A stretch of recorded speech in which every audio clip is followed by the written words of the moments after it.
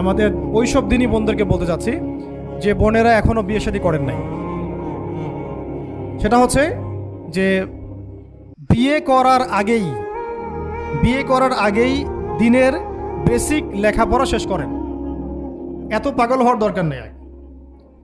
চরিত্র হেফাজত হচ্ছে না, রোজা রাখেন। ঠিক আছে, দিনই পড়াশোনা আগে শেষ না করে বিয়ে করতে যায় না। বহু আলেমা যারা মাদ্রাসা লাইনের ছাত্রী ছিল, দিনই পড়াশোনা শেষ না করে বিয়ে পিড়িতে বসার কারণে কেরিয়ার ধ্বংস হয়ে গেছে। বিয়ে পরে করেন, আগে তুলনামূলক পড়াশোনাটাকে শেষ করে নেন। তুলনামূলক পড়াশোনা শেষ করতে 18 থেকে 20 বছর বেশি লাগে না। যদি আপনি শুরু করেন, একদম 18 থেকে 20 বছর হতে হতে আপনার পড়াশোনা মোটামুটি শেষ হয়ে যাবে।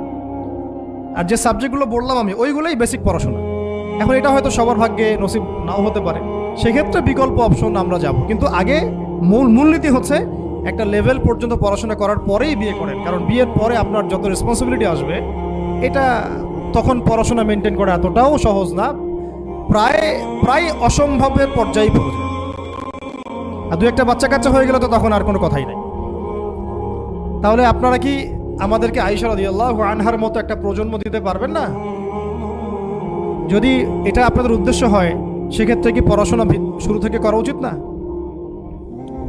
এখন এই সুযোগটা আমাদের সব বন্ধুদের সামনে হয়তো থাকে না, এই জন্য আমরা বললাম যে বিকল্প অপশনগুলোতে আপনারা দিন শেখার চেষ্টা করেন।